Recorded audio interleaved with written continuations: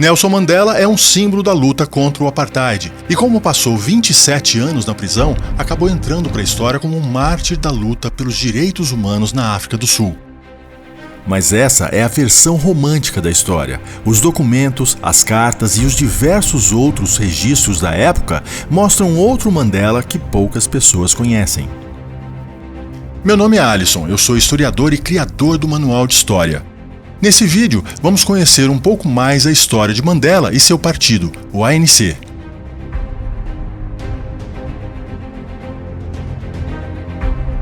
Na mídia internacional, Mandela foi descrito de várias maneiras como o único santo vivo e como um colosso moral que se ergue sobre o mundo. A escritora Nadine Gordimer considera Gandhi e Mandela como as duas grandes personalidades do último milênio. Pelo menos 80 universidades em mais de 30 países deram-lhe doutorados honorários. Ele recebeu mais de 60 prêmios internacionais de direitos humanos, o mais importante deles sendo o Prêmio Nobel da Paz em 1993. Essa idolatria de Nelson Mandela começou na imprensa internacional quando ele ainda estava na prisão e cresceu ainda mais quando ele foi solto em 1990 e quando chegou à presidência em 94. Nesse curto período, dezenas de biografias foram lançadas em todo o mundo apresentando Mandela como um homem admirável, paciente e tolerante. Seus discursos repletos de frases de efeito motivacionais foram um prato cheio para a imprensa internacional apresentá-lo como um guru da superação e da luta pacífica pela liberdade na África do Sul. Em pouco tempo, o homem que havia planejado uma guerra de negros contra negros no seu próprio país se tornou um símbolo de moderação e resiliência. Sua história como militante comunista e suas atividades como líder de um partido que executou diversos adversários de outros movimentos negros foram simplesmente apagadas da história. Bongani Madongo, um jornalista sul-africano, lamentou a forma como a veneração generalizada de Mandela prejudicou a análise séria. Lá fora, no mundo editorial, Nelson Mandela, a pessoa, o pai, o herói político, a celebridade da mídia, a voz moral, o estadista político, metamorfoseou-se em São Nelson, a estatueta divina de nossa época. É verdade que a história de Mandela está ligada ao fim do apartheid, mas não da maneira como aprendemos. Sua luta nunca foi a de defender seu povo contra as injustiças do apartheid, mas chegar ao poder usando o apartheid como pretexto. Até hoje, ainda existe quem não acredite que Mandela e o ANC fossem ligados ao Partido Comunista. Mas isso já não é mais um assunto polêmico na política internacional. Já nos anos 80, todo o meio intelectual e político da esquerda ocidental sabia disso. Que o ANC é publicamente aliado ao Partido Comunista Sul-Africano é indiscutível. O ANC, tanto nas palavras de seus líderes quanto em suas ações, apoia o terrorismo e o assassinato e sustenta que sua vitória resultaria em um Estado totalitário leninista comunista negro, sob o domínio ou pelo menos sob uma forte influência da União Soviética. Tanto os membros do Partido Comunista Sul-Africano quanto o ANC já admitiram diversas vezes sua aliança e sua intenção de implantar o socialismo na África do Sul. The relationship was very close, very trusting, very, very tight, and of same mind. It had this Marxist compass, way of revolutionary analysis. Mr. Zuma joined Communist Party in 1962. He joined with the ANC when he was 17 years old and Communist Party already when he was 20 years old. People like Mbeki, who was also a member of Politburo of the Communist Party, like Nelson Mandela, also a member of the Politburo of the Communist Party, they were promoting the line of the Communist Party within the ANC. And the line of the Communist Party is Marxism-Leninism as the final liberation. And the people like Joe Slovo, for example, people like Oliver Tambo and other communist leaders of South Africa, they would get their instructions from Moscow. Zuma, he went from Lusaka, he was in Moscow and he was part of the worldwide KGB training of terrorists, we would call them, or they would call it the fighters for freedom. O próprio Mandela falou sobre sua visão política a um comitê da Commonwealth que o visitou na prisão em 1986, quando ainda estava preso e já era famoso no Ocidente. Meus princípios permanecem os mesmos desde 1955. Fui influenciado pelo pensamento marxista. O mesmo se aplica a muitos líderes dos novos estados independentes. Todos reconhecemos a necessidade de alguma forma de socialismo para que o nosso povo possa alcançar os países desenvolvidos e superar o legado de extrema pobreza. Em 1991, quando já havia saído da prisão, Mandela esteve em Cuba e fez um discurso ao lado de Fidel Castro que só poderia ser feito por alguém que defende o comunismo. Ele disse nesse discurso: "Desde seus primórdios, a Revolução Cubana tem sido uma fonte de inspiração para todos os povos amantes da liberdade. Admiramos os sacrifícios do povo cubano na manutenção de sua independência e soberania diante de uma campanha imperialista cruel, orquestrada para destruir as impressionantes conquistas da Revolução Cubana. Nós também queremos controlar nosso próprio destino." Por muitos anos, Mandela não admitiu que fosse comunista. Primeiro porque isso era crime na África do Sul, mas também porque ele e seu partido sabiam do custo político dessa admissão na opinião pública. Além disso, o apartheid na África do Sul tinha um apelo muito mais universal do que o comunismo. A história do apartheid é antiga no país. Ela começa quando a África do Sul foi colonizada pela Holanda. Os holandeses estabeleceram um sistema de castas em que o europeu e seus descendentes estavam no topo da sociedade, enquanto os negros eram proibidos de ter propriedades, e sua única função era a servidão. Isso se tornou possível graças aos primeiros colonizadores holandeses, que foram os primeiros a moldar uma sociedade sul-africana racialmente segregada. Apartheid é uma palavra em Afrikaner que significa separação. Em 1910, os brancos, incluindo descendentes de holandeses e britânicos, criaram a União da África do Sul. Seu governo permitiu que a minoria branca estabelecesse uma constituição baseada na implementação da discriminação racial legalizada. Em 1948, o apartheid foi ampliado. O Partido Nacional chegou ao poder prometendo ampliar a segregação racial com leis mais severas contra os negros africanos para impedir que eles ascendessem socialmente. Mas pouco depois, nos anos 50, o continente africano começou a viver uma nova fase. Muitos países começaram a conquistar sua independência e a expulsar os brancos colonizadores e seus descendentes. O ano de 1960 ficou marcado como o Ano da África. Isso porque 17 nações haviam conquistado sua independência. A partir daquele ano, a luta contra a colonização acabou ganhando mais força nas regiões que ainda eram colônias. O clima em todo o continente era de otimismo. Mas esse entusiasmo não chegou à África do Sul. O governo sul-africano estava reprimindo com violência qualquer manifestação contra o regime. Mas esse autoritarismo crescente acabou levando os grupos de oposição a formarem frentes de combate mais violentas. O partido de Mandela, por exemplo, chamado Congresso Nacional Africano, ou ANC, decidiu fundar o Umkhonto we Sizwe, conhecido pela sigla MK, um grupo paramilitar que servia como um braço armado do partido.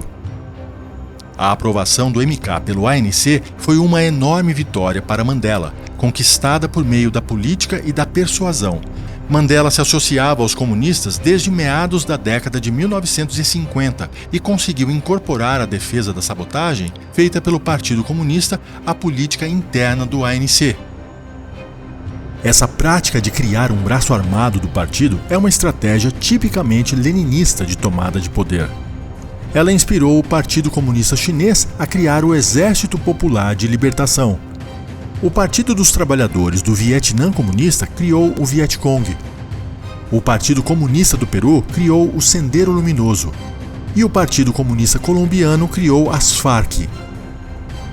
Era de se esperar, portanto, que o Partido Comunista Sul-Africano criasse o MK, mas Mandela, que era um dos líderes do ANC, queria assumir pessoalmente o comando dos guerrilheiros do Umkhonto we Sizwe. É impossível separar completamente as histórias do Partido Comunista Sul-Africano, do ANC e do Exército Guerrilheiro Umkhonto we Sizwe, organização formada por ambos os partidos em 1961 sob o comando de Nelson Mandela. Desde o final da década de 1960, quase todos os membros do Partido Comunista também eram membros do ANC. O Partido Comunista, o ANC e o Umkhonto we Sizwe efetivamente se fundiram a tal ponto que se tornou difícil defini-los separadamente. Desde o início, os dois partidos negociaram financiamento para o seu grupo guerrilheiro com as potências comunistas da época. O MK iniciou seu primeiro recrutamento baseado nas organizações do Partido Comunista. Mandela havia pedido a Walter Sisulu que perguntasse aos chineses se eles financiariam um conflito armado de guerrilha. Quando você chegar à República Popular da China, você deve dizer a eles que queremos iniciar uma luta armada e obter armas. Sem conseguir sucesso na China, o ANC passou a receber dinheiro, armas e treinamento de guerrilha da União Soviética por meio do Partido Comunista Sul-Africano. Gart Strachan, um comunista e veterano do MK, disse em uma de suas entrevistas mais recentes: embora agora ninguém admita essa posição comunista, na época a realidade era que no ANC havia uma espécie de histeria pró-soviética. Histeria talvez seja uma palavra forte demais, mas não há dúvida de que havia muita admiração pela União Soviética. Mas é importante deixar claro que nessa história não havia mocinhos. O governo sul-africano entre os anos 50 e 80 era um estado policial e repressor. A democracia só existia para os brancos, que eram menos de 20% da população. A comunidade negra compunha 70%, e o restante era composto por indianos e outras etnias. Os negros não tinham acesso ao ensino superior, não podiam ter cargos de chefia, não podiam abrir negócios, a não ser nos seus próprios guetos, e não podiam frequentar os mesmos locais públicos que os brancos. O MK foi criado justamente no momento em que o regime havia aumentado sua violência contra os protestos dos movimentos negros em todo o país. Nesse momento, Mandela rompeu com sua decisão inicial de fazer uma oposição pacífica. Em 1961, a União Soviética e o Partido Comunista Sul-Africano foram fundamentais para que o Congresso Nacional Africano abandonasse sua estratégia de não violência e se voltasse para a luta armada. Ambos também desempenharam um papel importante na decisão subsequente do ANC de transformar o MK em seu próprio braço armado. Esses acontecimentos estreitaram os laços do ANC com Moscou, que forneceu à organização dinheiro, armas, treinamento militar e assessoria estratégica. Ao longo de 1962, Mandela organizou cerca de 190 ataques do MK. Realizou atentados à bomba contra órgãos públicos, destruiu usinas de energia e incendiou plantações de fazendeiros no campo. Em 1963, a polícia encontrou uma fazenda onde Nelson Mandela e o ANC haviam depositado um grande arsenal de armas e explosivos para iniciar uma insurreição na capital do país. Diversos líderes do ANC e do Partido Comunista Sul-Africano foram presos e condenados à prisão perpétua por criarem uma organização criminosa com o objetivo de derrubar o governo ditatorial. Junto com as armas e os explosivos, a polícia encontrou um caderno com diversas anotações de Mandela. Entre elas havia um manifesto intitulado Como Ser um Bom Comunista. Nele, Mandela escreveu: a transição do capitalismo para o socialismo e a libertação da classe trabalhadora da opressão não podem ser efetuadas por mudanças lentas ou por reformas, como frequentemente aconselham reacionários e progressistas, mas por meio da revolução. É preciso, portanto, ser revolucionário e não reformista. O governo sul-africano queria evitar que o país seguisse o caminho do socialismo africano de Gana, Guiné e Mali. Esses regimes rejeitavam o rótulo de marxista-leninista nos anos 1960 porque não queriam se tornar países satélites dos soviéticos. Mas embora eles não se alinhassem ideologicamente com os soviéticos, a estrutura de poder que construíram em seus países era idêntica de regimes comunistas. Adotaram um modelo de partido único, eram mantidos por um forte aparato militar. A propaganda estatal incentivava o culto à personalidade do líder. O planejamento da economia era centralizado, embora permitisse a propriedade privada. Havia uma enorme burocracia estatal dirigida por membros do partido e a censura absoluta de meios de comunicação. Gana, Guiné e Mali seguiram o que ficou conhecido como socialismo africano, com um modelo de Estado muito semelhante ao padrão soviético, mas sem a imposição da ideologia marxista-leninista. Este modelo de Estado passou a ser o preferido pelas novas nações africanas independentes, ainda que seus líderes nunca tenham reivindicado qualquer filiação socialista para se definirem. Como a maioria dos socialistas no mundo não consegue enxergar além da ideologia, passaram a rotular esses regimes com estrutura típica de estados soviéticos como capitalistas. E a única maneira de enfrentar essa narrativa ideológica na história é apresentando fontes que mostrem como as coisas aconteceram no passado. Essa é a proposta deste canal: mostrar a história com fontes que comprovem que o que aprendemos geralmente é uma versão enfeitada dos fatos. Os vídeos gratuitos deste canal são só um aperitivo. Se você é um amante da história e quer saber melhor sobre algum tema, vai gostar ainda mais das séries documentais do Manual de História. A ideia é criar um portal com documentários dos mais variados temas da história do Brasil e do mundo. 2 séries documentais já foram lançadas: Fascismo, a corrente socialista renegada, que mostra como a ideologia fascista foi criada por membros do Partido Socialista Italiano como uma nova corrente do socialismo, e não como um movimento da direita. E Lenin, uma biografia, que revela como este revolucionário russo radicalizou o marxismo criando o comunismo, uma corrente de radicais intolerantes que acreditavam que mentir, roubar e matar era o caminho certo para melhorar o mundo. Além disso, 2 novas séries estão sendo produzidas para este ano: Idade Média, a Era do Progresso, e Dom Pedro II e o Império do Brasil. Para saber mais, acesse o link na descrição deste vídeo. Nos anos 70, uma nova geração de líderes sul-africanos surgiu, defendendo manifestações pacíficas contra o apartheid. O mais conhecido desses líderes foi Bukelezi, líder do Partido da Liberdade Inkatha. Ele buscava negociar soluções com o próprio governo. Ele conseguiu, por exemplo, pressionar o regime a construir escolas e hospitais em bairros negros. Mashinini foi outro líder popular nessa época que atraiu muitos estudantes para seu movimento, chamado Consciência Negra, baseado nas ideias do intelectual Steve Biko. We see a completely non-racial society. We don't believe, for instance, in the so-called guarantees for minority rights, because guaranteeing minority rights implies the recognition of portions of the community on a race basis. We believe that in our country there shall be no minority, there shall be no majority, there shall just be people.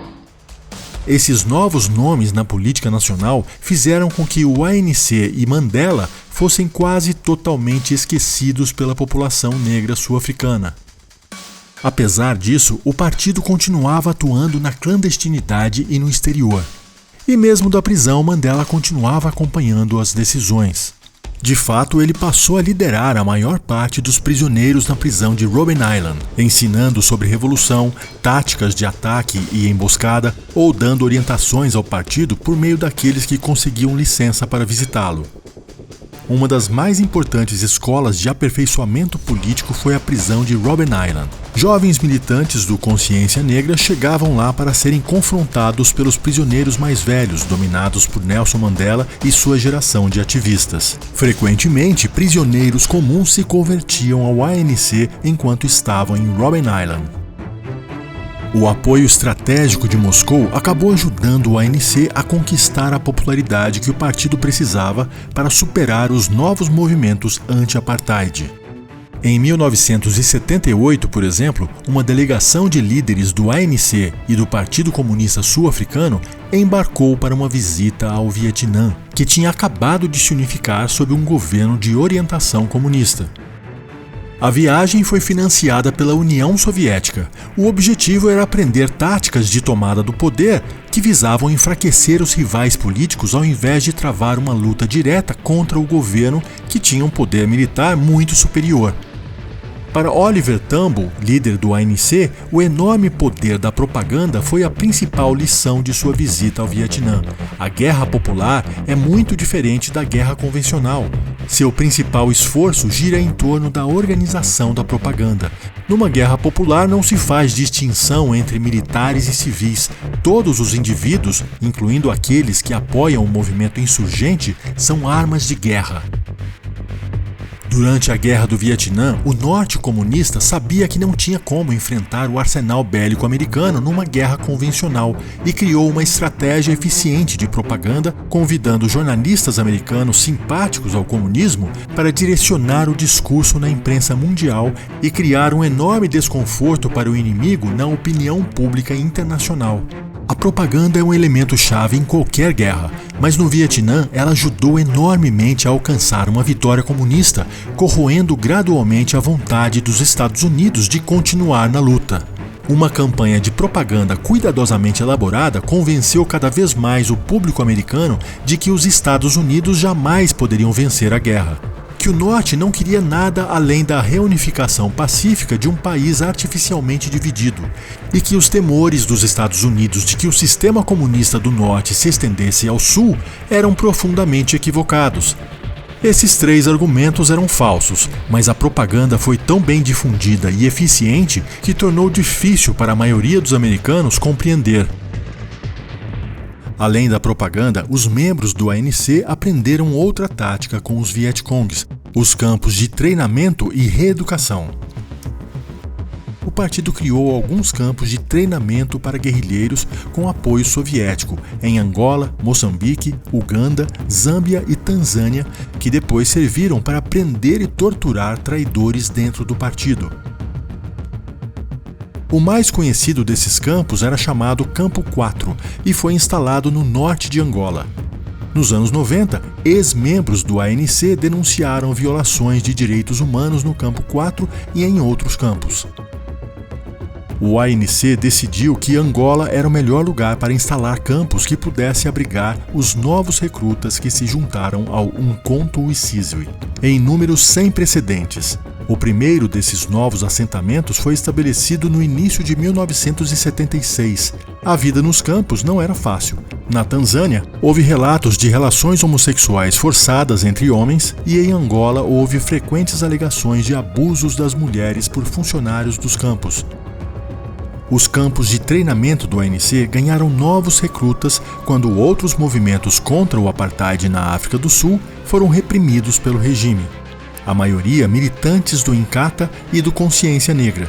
Eles não sabiam que os campos eram do ANC e quando se declaravam fiéis aos outros movimentos, acabavam presos e torturados como traidores do ANC. Milhares de jovens passaram por isso após o levante de Soweto. Uma passeata pacífica de estudantes tinha sido massacrada pelo governo sul-africano e provocou uma revolta na população.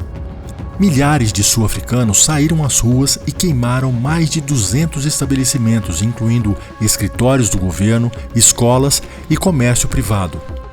Foi nesse momento que milhares de jovens sul-africanos fugiram para os países vizinhos em busca de treinamento paramilitar para derrubar o regime. Muitos foram forçados a se juntar ao ANC. Eles se juntaram aos campos do Umkhonto we Sizwe sem saber que deveriam abandonar seus movimentos originais e se juntar ao ANC. Por isso, muitos acabaram presos e torturados. Em junho de 1978, a polícia sul-africana estimou que pelo menos 4.000 jovens negros sul-africanos estavam em campos de treinamento de guerrilha após os levantes de 1976, a maioria deles com o ANC.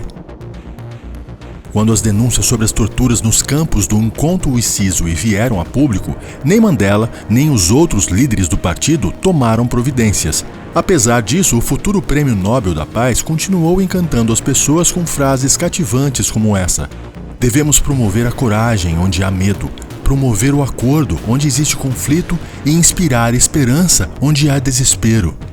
Mas tanto na guerra popular que o partido promoveu no país quanto nos campos do Umkhonto we Sizwe, o que Mandela e seu partido estimulavam não era a coragem, mas o medo. Nem o acordo, mas o conflito.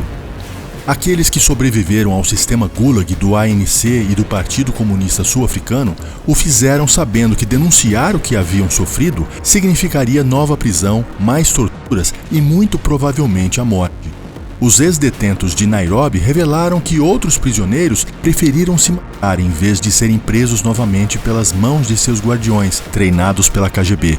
Em 1968, um grupo de desertores do Umkhonto Sizwe nos campos da Tanzânia buscou asilo no Quênia, alegando que havia um descontentamento generalizado dentro dos campos. Eles acusaram seus comandantes de ostentação de luxo e favoritismo étnico. Em discussões políticas, não era permitido contestar a posição pró-soviética do partido.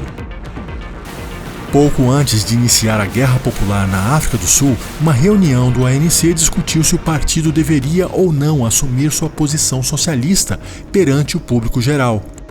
O relatório da reunião registrou a decisão final. Debatemos os objetivos de longo prazo da nossa revolução e até que ponto o ANC deveria se vincular publicamente à ideologia do marxismo-leninismo e se comprometer com a opção socialista. Tendo em vista a necessidade de atrair a mais ampla gama de forças sociais entre os oprimidos para a libertação democrática, um compromisso direto com uma revolução que leve a uma ordem socialista pode restringir esse leque de forças sociais. É importante ressaltar que nenhum membro da comissão tinha dúvidas sobre a necessidade de continuarmos nossa revolução rumo a uma ordem socialista. A questão foi levantada apenas em relação às táticas da atual etapa da nossa luta. Nesse mesmo ano de 79, o ANC começou a aplicar a tática aprendida no Vietnã comunista, promovendo uma guerra popular. O objetivo era tornar o país ingovernável e gerar um nível de violência e mal-estar econômico que faria os brancos deixarem o governo e abriria caminho para o ANC tomar o poder.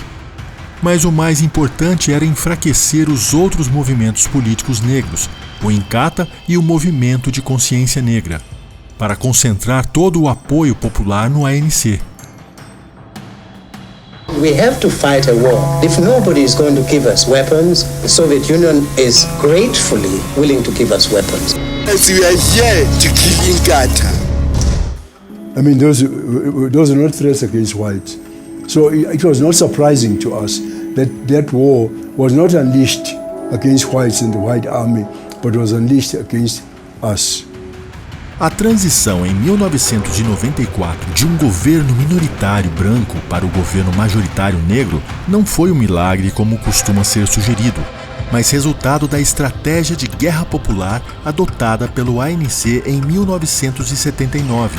Em 1994, menos de 2 décadas depois de ter iniciado a sua guerra popular, o partido derrotou o governo do Partido Nacional e o Inkatha, tornando-se o partido dominante em um novo governo de unidade nacional.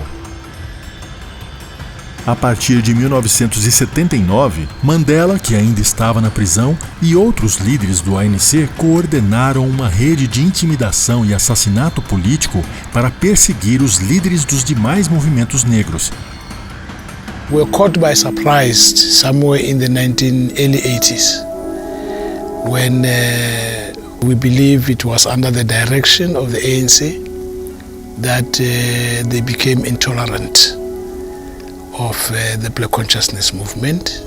They became intolerant of the philosophy and started attacking us. It even went to an extent where houses were burned. It went to an extent where people were executed. It went to an extent where people were necklaced. Our people died in the hands of the people we thought they were co-liberators. Ao mesmo tempo, o partido organizou uma campanha na imprensa que culpava o governo e o Inkatha de serem os responsáveis pela escalada da violência. À medida que a guerra popular se intensificava a partir de setembro de 1984, a intimidação e os assassinatos políticos aumentaram rapidamente. O mesmo aconteceu com a campanha de propaganda que repetidamente culpava o governo do Partido Nacional e seu suposto representante, o Inkatha, pela escalada da violência. A simpatia global pelo ANC disparou enquanto o Inkatha sofreu perdas devastadoras em credibilidade e apoio. O objetivo do ANC era acabar com o apoio a outras lideranças negras no país que pudessem reivindicar sua luta contra o apartheid. Milhares de membros e apoiadores do Inkatha foram mortos a tiros ou queimados vivos pelo método do colar de fogo. Um pneu era colocado em volta do pescoço da vítima, enchido com gasolina e incendiado. O método de execução brutal nos bairros pobres, conhecido como colar de fogo, não era uma invenção do ANC, mas durante anos os dirigentes do partido se recusaram a condenar a prática. Winnie Mandela, que na época não era dirigente do partido, mas famosa mundialmente, chegou a elogiar a prática, chocando simpatizantes tanto na África do Sul quanto no mundo. Guerrilheiros do MK invadiam as casas de apoiadores de outros partidos exigindo sua filiação ao ANC e ameaçando matar a família de quem se recusasse. Os confrontos atingiram a proporção de uma guerra civil. Muitos alertaram sobre o que o ANC estava fazendo, mas a imprensa insistia na narrativa do próprio ANC. Oliver Tambo, presidente do partido na época, foi à imprensa se explicar. Na verdade, não se trata de um conflito entre negros, mas sim de um conflito entre, de um lado, as vítimas do sistema do apartheid e, do outro, as forças que representam e defendem o sistema do apartheid. O argumento, é claro, era uma falácia, porque sugeria que só havia duas opções na África do Sul: aqueles que lutavam ao lado do ANC e aqueles que defendiam o governo do apartheid. Como se os outros movimentos negros concorrentes do ANC estivessem apoiando o regime. A alegação de que de Klerk e Buthelezi estavam usando a violência para sabotar a transição foi uma inversão astuta da verdade. Se havia alguma organização empenhada em combinar violência e negociações para ter vantagens políticas, essa organização era o ANC. Em 1990, o governo de Frederic de Klerk tentou negociar com Mandela para que a violência acabasse, mas isso só fez o ANC perceber que estava no caminho certo e, por esse motivo, o partido triplicou seus ataques aos movimentos negros rivais. A propaganda promovida pelo ANC na imprensa nacional e internacional logo convenceu o mundo de que o ANC era a única vítima daquela guerra. Por fim, o partido de Mandela foi legalizado e o presidente de Klerk ainda decidiu anular a condenação de Mandela, que foi libertado em abril de 1990. Ainda em 1991, 3 anos antes de Mandela chegar ao poder, as leis fundamentais do apartheid na África do Sul foram revogadas por decisão do governo de de Klerk para encerrar a guerra que o ANC promovia. Mas a guerra não foi encerrada. O partido de Mandela ainda precisava forçar os apoiadores de outros movimentos negros a apoiarem exclusivamente o ANC. Isso mostra que o objetivo do partido nunca foi acabar com o apartheid, mas chegar ao poder eliminando outros movimentos negros de oposição. Em 1990, o historiador sul-africano Paul Trewhella escreveu: "É provável que agora haja um período de grande violência à medida que a campanha do ANC para atingir sua suposta meta de 6 milhões de membros se inicia, campanha por meio da qual pretende aniquilar os grupos rivais que o acusam de traição." Mas em 1991 aconteceu uma reviravolta, algo que o ANC e boa parte do mundo não esperavam. Just before the Kremlin cameras clicked on today, Mikhail Gorbachev said to himself, quote, "When you have to go, you have to go." He then officially resigned as president of the Soviet Union and turned over the nuclear codes to the new top man, Russia's Boris Yeltsin. O colapso da União Soviética foi um enorme golpe para o movimento de libertação da África do Sul. Jeremy Cronin, antigo líder do Partido Comunista Sul-Africano e aliado de Mandela, escreveu: "No exato momento em que estávamos prestes a realizar a ruptura democrática, o legado soviético que nos inspirou parecia estar jazendo sob os escombros do Muro de Berlim. A história não estava necessariamente do nosso lado, afinal." Com o fim da União Soviética, o modelo de economia planificada havia caído em completo descrédito em todo o mundo. Entre 1991 e 1994, o ANC fez diversas reuniões para decidir o que faria quando chegasse ao poder. Antes da queda da União Soviética, em 1990, O banqueiro sul-africano Martin Kingston escreveu: a comunidade empresarial sul-africana estava apavorada com o que estava por vir, e muitos acreditavam que se tratava de um bando de comunistas e marxistas que iriam chegar, nacionalizar tudo e destruir a economia. Na verdade, era assim que falavam, era assim que pensavam. Mas a derrocada do comunismo soviético mudou as perspectivas do ANC. Nesse período, um jornal comunista inglês chamado Workers' Hammer notou a mudança do discurso de Mandela e acusou o líder sul-africano de recuar. Os imperialistas estão cortejando Mandela e usando esquemas traiçoeiros para continuar subjugando os negros. Na verdade, foram os próprios comunistas chineses que dissuadiram Mandela. A visita de Mandela a Davos foi um grande revés para o ANC. Lá ele ouviu a opinião dos chineses. Eles lhe disseram: o que você está fazendo? Nós estamos decididamente remando para longe disso, nos afastando da propriedade estatal absoluta da economia. Na era moderna isso não funciona e seria prudente que você se mantivesse longe disso. E ele volta para a África do Sul e diz a seus camaradas: pessoal, infelizmente esse sonho acabou. Em abril de 1994, ocorreram as eleições presidenciais na África do Sul e pela primeira vez houve candidatos negros à presidência. Mandela foi eleito com ampla vantagem de votos, embora tenha havido muitas acusações de fraude. A própria comissão eleitoral admitiu que houve muitas irregularidades. Mas para impedir que uma nova guerra civil estourasse, ou seja, para evitar que o ANC voltasse a aterrorizar os apoiadores de outros candidatos, o resultado final foi aceito pelos demais partidos. Quando o ANC chegou ao poder, os seus principais rivais negros estavam desacreditados e enfraquecidos. A Guerra Popular havia conseguido destruir esses adversários políticos do ANC e, por consequência, a democracia. A sensação de que o ANC nunca mais sairia do poder por ter eliminado seus rivais incentivou muitos abusos de poder e uma corrupção generalizada.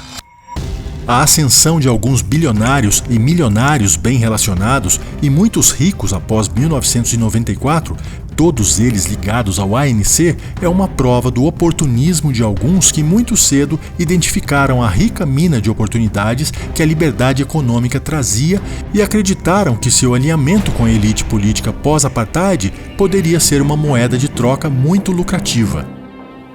Assim, o governo de Mandela não trouxe qualquer ganho para a população negra, a não ser uma minoria ligada a seu partido. Durante o seu mandato, 1/3 da população era dependente de auxílios do governo. Metade dos sul-africanos continuou mergulhada na pobreza e, em média, 45% ficaram desempregados ou atuando em trabalhos informais. O governo Mandela permaneceu aliado ao Partido Comunista Sul-Africano e alguns comunistas chegaram a ocupar ministérios. Nenhuma política de seu governo, no entanto, conseguiu melhorar as condições de vida da população negra. Mas muitos de seus camaradas do ANC e do Partido Comunista conseguiram se tornar milionários.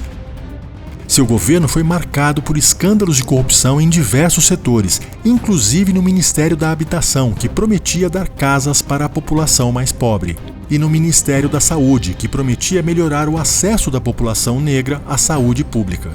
A população logo se decepcionou com Mandela e seu partido. Apesar disso, a reputação internacional do líder continuou intacta. É claro que para manter o culto à personalidade de Mandela, a voz da população sul-africana precisou ser deixada de lado pela imprensa internacional.